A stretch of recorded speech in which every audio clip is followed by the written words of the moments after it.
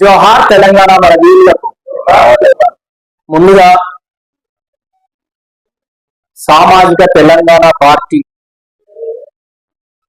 ఈ పార్టీ కోసము అహర్నిశలు శ్రమించి ఎంతో మందితో అనేక ఆలోచనలు చేసి ఎంతో రిస్క్ తీసుకొని ఈ పార్టీని రిజిస్ట్రేషన్ చేసి మరి ఈ పార్టీని నిలబెట్టడం కోసం కృషి చేస్తున్నటువంటి సామాజిక తెలంగాణ పార్టీ వ్యవస్థాపక అధ్యక్షులు అమందంటి సైదులు గారికి ఉద్యమాభివందనాలు తెలియజేస్తూ, ఈ పార్టీ తెలంగాణ రాష్ట్ర ప్రజల ఆకాంక్షలను నెరవేరుస్తుంది అనేటువంటి పూర్తి విశ్వాసంతో ఇక్కడికి వచ్చినటువంటి మిత్రులందరికీ కూడా స్వాగతం తెలియజేస్తూ, ఈ కార్యక్రమంలో ఈ ఆవిర్భావ సభలో పాల్గొంటున్నటువంటి మిత్రులు పెద్దలు హరిత్ రూడా గారికి, అనిల్ గారికి, మధుసూదన్ గారికి, బోయ హక్కుల పోరాట సమితి గోపి అన్న గారికి, తెలంగాణ ప్రజా ఫ్రంట్ నాయకులు రాంబాబు అన్న గారికి, శివ గారికి, మెట్టు శివన్న గారికి, అనిల్ గారికి అందరికీ కూడా ఉద్యమాభివందనాలు తెలియజేస్తూ, నా పేరు కంచర్ల బద్రి, ఉస్మానియా యూనివర్సిటీ పరిశోధక విద్యార్థి, ఓయూజేఏసీ ఫౌండర్ మెంబర్, తెలంగాణ విద్యార్థి ఉద్యమకారుల వేదిక రాష్ట్ర చైర్మన్ గా నన్ను ఈ సభకు ఆహ్వానించినందుకు సైదులన్నకు మిగతా మిత్రులందరికీ కూడా ఉద్యమాభివందనాలు తెలియజేస్తా ఉన్నాం. మిత్రులారా, తెలంగాణలో దేశవ్యాప్తంగా ఇన్ని పార్టీలు ఉండగా మరి సైదులన్న ఈ ఆలోచన ఎందుకు చేయవలసి వచ్చింది?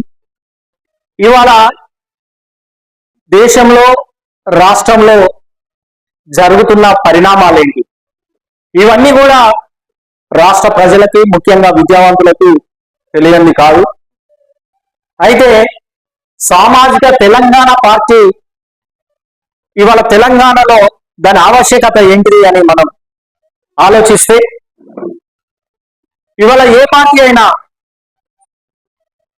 బీజేపీ, కాంగ్రెస్, బీఆర్ఎస్ లేదా కమ్యూనిస్ట్ పార్టీలు, అనేక రకరకాల పార్టీలు ఉన్నాయి, వివిధ భావజాలాలతో పనిచేస్తున్నటువంటి పార్టీలు ఉన్నాయి, సామాజిక తెలంగాణతో పనిచేస్తున్నటువంటి అనేక ఉద్యమ సంస్థలు ఉన్నాయి, వివిధ పార్టీలు ఉన్నాయి, బహుజన వాదం పేరుతో పనిచేస్తున్నటువంటి బీఎస్పీ లాంటి అనేక పార్టీలు కూడా మరి పార్లమెంటు పందాలో పనిచేస్తున్నటువంటి పరిస్థితి మన ముందట ఉంది.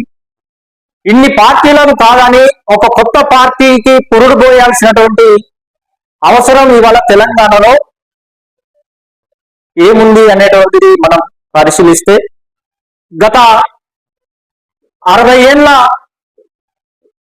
తెలంగాణ పరిస్థితి ఎట్లా ఉంది, 60 ఏళ్ల సీమాంధ్ర పాలకుల దోపిడికి వ్యతిరేకంగా ఎన్ని ఉద్యమాలు జరిగినాయి, ఆ తర్వాత మలిదశ తెలంగాణ ఉద్యమంలో 1200 మంది విద్యార్థులు బలిదానాలతో ఇవాళ కొట్లాడి తెలంగాణ రాష్ట్రాన్ని సాధించుకున్నాం.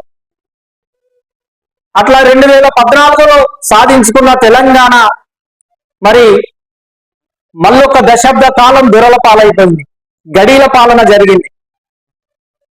దశాబ్ద తెలంగాణలో తెలంగాణ ఒక బొందలగడ్డగా మారిపోయిన విషాదం మన ముందటుంది. నిజంగా చెప్పాలంటే అదొక చీకటి అధ్యాయం. బీఆర్ఎస్ పాలనలో జరిగినంత అవినీతి, అక్రమాలు తెలంగాణలో ప్రజల మీద